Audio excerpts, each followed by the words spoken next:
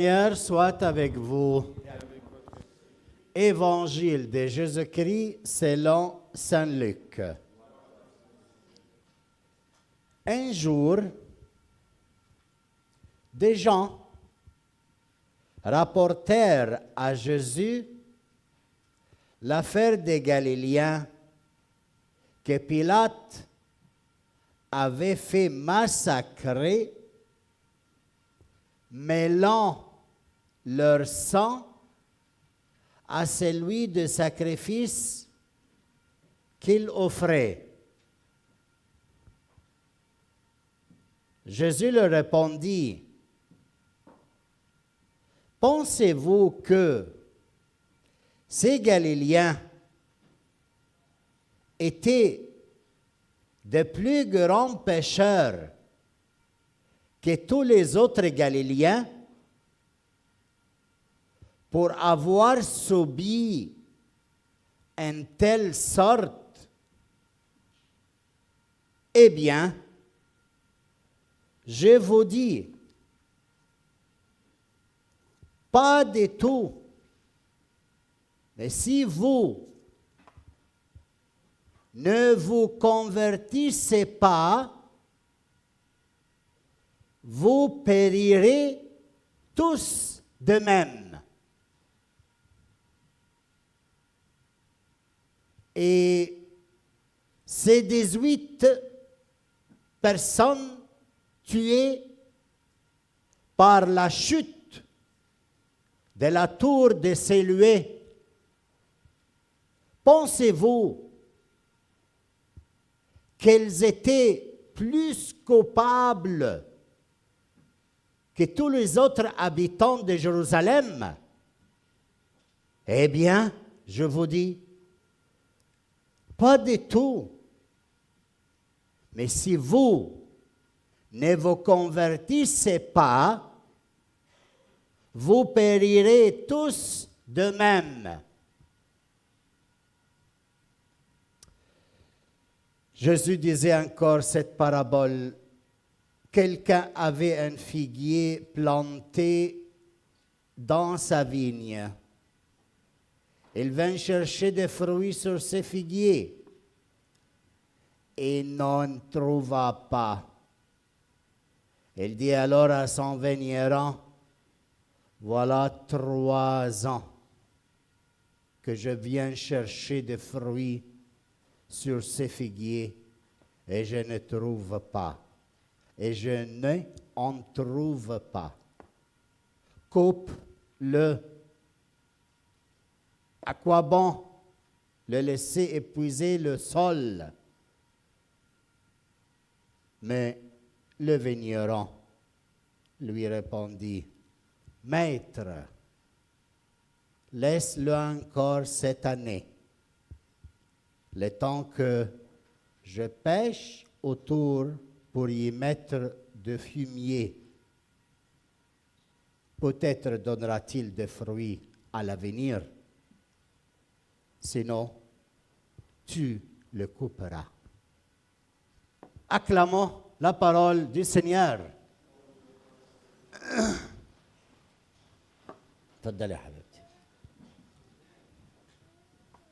Alors moi, je ne sais pas quelle impression vous avez de cet évangile, Monsieur Habibi.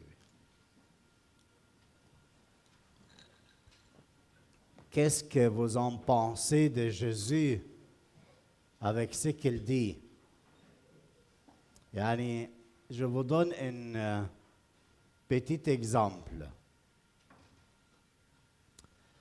On vient d'entendre que quelques-uns de vous, leur maison, elle était avec l'inondation. Quelques-uns de vous, ils avaient la maison complètement détruite. Le sofa au sous-sol, le mur, maman mia, les toilettes, on ne parle pas de fenêtres de sous-sol. Tout un désastre. Et après, on se raconte les nouvelles. Ah, tu as su que la maison de tel frère de la communauté égyptienne, sa maison, il a eu ça, ça, ça. يا حرام بجد ربنا يساعدهم. ده الحوض بايظ خالص تحت والدنيا بايظه فوق. ربنا يساعدهم. هنعمل ايه؟ هم عندهم assurance. Est-ce que vraiment ils ont de bonnes assurances? Qu'est-ce qu'ils vont faire avec ça? C'est trop. Et tout le canapé et tout les sofas et les tables, mamma mia, qu'est-ce qu'ils vont faire avec ça? Les pauvres. Regardez, il y a une compassion entre nous. Quand j'entends à ta maison, il y a cet désastre, non?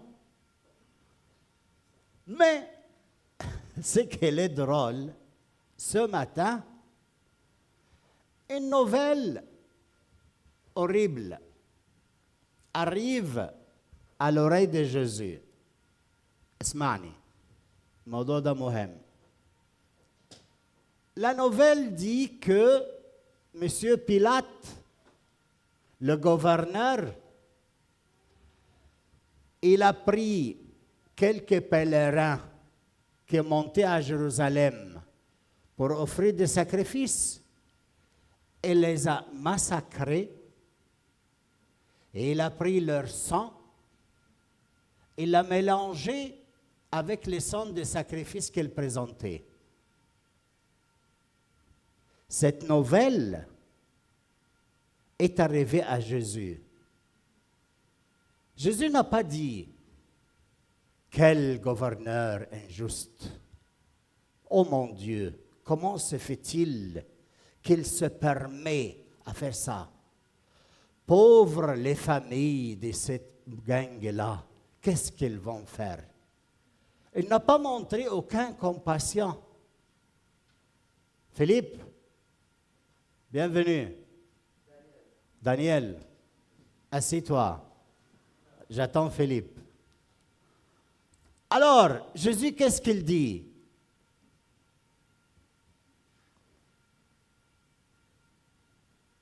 Pas de compassion chez Jésus. Mais il dit une seule chose. Eh bien, c'est vous qui me donnez la nouvelle. Vous ne convertissez pas, vous périrez tous comme eux. طب واحنا مالنا انت متضايق ليه معانا؟ On vient de te donner une nouvelle que Pilate il a fait ça. Toi tu ne réponds comme ça? C'est vous qui me donnez la nouvelle. Vous ne convertissez pas, vous allez périr comme ces gangs-là que Pilate a tués. Alors c'est une réponse un peu drôle. Est-ce que vous êtes d'accord avec moi? Ou vous voyez que Jésus est normal dans cette réponse? Qu'est-ce que vous pensez? Jésus est normal? مهاب انت الوحيد اللي بترد. Il n'est pas normal. الحمد لله انه في واحد متفق معايا. معناه انه كلكم شايفينه نورمال؟ وي هو ده كمان؟ مين كمان مش شايف يسوع مش نورمال؟ C'est pas normal du tout. Mais Saint Luc, elle veut nous montrer une chose. Devant les nouvelles quotidiennes qu'on vient d'entendre, surtout la maison est tombée, la voiture est tombée en panne, je ne sais pas qui est mort, je ne sais pas qu'est-ce qui s'est passé avec l'autre famille. Jésus vient à nous dire une seule chose. Quand, اسمعوني كويس, c'est très important. Quand tu entends une nouvelle comme ça, pose-toi, tu vas te poser beaucoup de questions. Mais la question qui importe quand tu entends une mauvaise nouvelle, c'est cette question. Lequel? Qu'est-ce que le Seigneur en train de me dire à moi avec cet événement? Et non pas, ya haram, ils ont eu beaucoup de mal, c'est pas possible, chaque fois que... Non, non, non, tout ça, c'est des sentiments très beaux avec les autres. Mais à propos de toi-même, monsieur, madame, il y a une seule chose. Quand tu reçois une mauvaise nouvelle, pose-toi une seule question. Pas pourquoi. Le pourquoi t'amène à rien. Mais pose-toi ce que tu veux. Ce n'est pas mes problèmes quel genre de questions que tu poses. Mais ce qui m'intéresse à te dire ce matin, il y a une seule question que toi tu es appelé à te poser. Lequel? Qu'est-ce que le Seigneur est en train de me dire avec cet événement? Pourquoi cette question? Parce que le Seigneur parle. Dieu parle. Et les paroles, signe d'amour. Signe d'amour. Quand quelqu'un voit quelqu'un qui a des jugements depuis des années, il n'a pas de parole, il se regarde, il n'a pas de parole. Pourquoi? Parce que l'amour n'est pas vivant. Mais si je vois quelqu'un que j'aime, même si je n'ai pas de parole, je lui donne un pony, je ne sais pas quoi, il n'y a pas méchamment, mais un chocho, des choses pareilles qui indiquent je veux entrer en relation et je ne veux pas rester seul comme ça devant toi sans agir. Il y a un amour, il y a une affection. Et Jésus, qu'est-ce qu'il fait? Il parle toute la journée parce qu'il est amour. Il nous aime. Avec les événements quotidiens, il est en train de nous parler. Quand tu descends l'escalier de la maison et tu tombes, tes pieds sont cassés. Quand tu vas et tu découvres que tu as une maladie, je ne sais pas laquelle. Le Seigneur est en train de parler avec tout ça. Et est en train de te dire quelque chose de très intime. Et pas de mauvaises choses. Le Seigneur ne parle pas méchamment.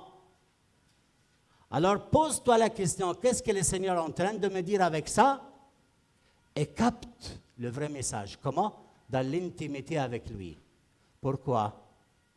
Parce que dans cette façon, tu vas découvrir que notre Dieu, notre Seigneur Jésus-Christ, le Seigneur de l'histoire, il est émergé, il se fait chair dans notre histoire quotidienne, dans les événements quotidiens, avec la vieillesse, avec la maladie, avec le manque d'argent, avec la révolte de ta femme contre toi. Le Seigneur est en train de te parler. Quand ta femme est fâchée avec toi, ce n'est pas un événement comme ça. Ah, elle est fâchée parce qu'elle est méchante. Non. Et le Seigneur est en train de te dire quelque chose. Pourquoi elle est comme ça avec toi?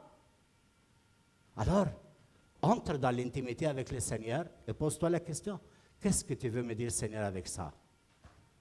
Deuxième nouvelle, il arrive. Saint-Luc, il insiste ce matin. Pas seulement avec les personnes que Pilate il avait massacrées. Ils ont porté à Jésus une autre nouvelle. Laquelle? Ah, le tour de celui à Jérusalem, il est tombé sur 18 personnes. Et tous sont morts, Jésus. Tu sais? OK. Mais vous pensez que le tour est tombé sur eux parce qu'ils étaient plus méchants que tous les habitants de Jérusalem? Je vous dis non. Mais si vous ne convertissez pas, vous périrez comme ces 18. Vous allez mourir comme eux si vous ne convertissez pas. Donc les événements quotidiens viennent à nous rejoindre pour un but. Nous posent une question. Qu'est-ce que le Seigneur est en train de te dire? Et pourquoi cette question? Pour arriver à te convertir. Et qu'est-ce que c'est se convertir? Retourner à Jésus-Christ. Donc tous les événements, les maladies, les problèmes, le criage de ta femme, l'enfant qui t'a laissé la maison, toutes choses, il vient nous dire une seule chose. Convertissez-toi à moi. Moi, je t'aime. Retourne à moi. Chaque événement, il nous parle de celui qui nous aime. Et il veut qu'on retourne, se convertir. Si vous ne convertissez pas, faire métanoïa, C'est le temps du carême. Faire retour au Seigneur, qu'il nous aime. Parce que si on pose cette question, qu'est-ce qu'il me dit? Alors j'entre en dialogue avec lui. Et ce dialogue, il m'appelle à retourner à lui et à rester dans l'intimité avec lui. Alors la question, ce n'est pas que la maison est inondée, ou l'argent vient moi, ou je ne sais pas quoi, ou mon fils est malade, ou j'ai le cancer. La question, ce n'est pas ça.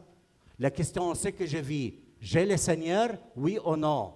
Ma conversion, c'est où? Dans le mal que je suis en train de vivre, dans la séparation d'un ami, dans la séparation d'un jeune homme qui m'a abandonné, ou jeune fille qui t'a abandonné, ou je ne sais pas quoi dans ta vie, ou quelqu'un parle mal de toi, ou les jeunes sont contre toi. Le Seigneur est en train de te parler, il te dit quoi? Retourne à moi, je vais être le premier dans ta vie. Unis-toi à moi. Ta vie, elle a un sens. Si les événements arrivent, les nouvelles arrivent, et tu le prends dans le côté juste et bon, alors je suis en contact avec toi à travers les événements, parce que je t'aime et je te parle. Je ne peux pas rester en silence avec toi. Quand on se voit, on a beaucoup à se dire, parce qu'on s'aime. C'est pour cela que le Seigneur donne à la fin une parabole sur le fruit. Qu'est-ce qu'elle dit? Il y a un figuier qui ne donne pas depuis 3 ans de fruits. Alors il va au vigneron. Mais coupe-le. Il est quoi? Il est ici à faire quoi? Quelqu'un dans l'église, il ne donne jamais de fruits. C'est ça la parabole du Seigneur. Et 3 ans, pourquoi 3 ans? Parce que c'est le temps de catéchuménat dans l'église primitive. Quelqu'un veut se baptiser, il doit avoir 3 ans qu'il prenne des enseignements. Et après 3 ans, tu le baptises. Pourquoi tu le baptises? Parce que tu as vu des fruits. Il a donné des fruits. C'est pour ça qu'il va être baptisé. Et le Seigneur dit, voilà 3 ans, je viens à demander des fruits, il n'y a pas de fruits. Qu'est-ce que tu veux que je fasse avec lui? Coupe-le! C'est le Seigneur qui dit ça. Et le vigneron, qui c'est l'Église, c'est lui qui va nous donner cette interprétation. Et l'Église, les catéchistes, lui dit, Maître, dini kamansana, donne-moi un autre an. Tu sais qu'est-ce que je vais faire? Alors, j'enlève les choses, herbes mauvaises, et je vais travailler autour de ces figuiers. On va donner de semences, je ne sais pas, semences, et j'arrive à dire qu'est-ce qu'on donne? Hein? Bravo. On donne ces choses-là, et après, elle va donner des fruits. Alors le maître, elle entend cette parole et dit, OK. Alors attention, peut-être cette figuier-là, c'est moi et toi, on occupe une place dans l'église. Et si on s'enlève d'ici, il y a quelqu'un d'autre qui est païen, qui a besoin d'être baptisé, il va prendre ta place, il va donner beaucoup de fruits. Alors attention, pense à ta place dans l'église. Tu es un figuier, tu t'es converti au Seigneur, tu as une intimité avec lui, tu donnes des fruits. C'est ça la parole d'aujourd'hui. Regardez quel amour. Le Seigneur ne t'a pas enlevé. Le Seigneur accepte que tu restes encore une année ici pour donner des fruits. Il n'a pas aucun problème avec toi. Il continue à te parler parce qu'il t'aime. Il t'aime. Il quoi? Il, répète, il m'aime. Fort, il attend de moi des fruits. Amen.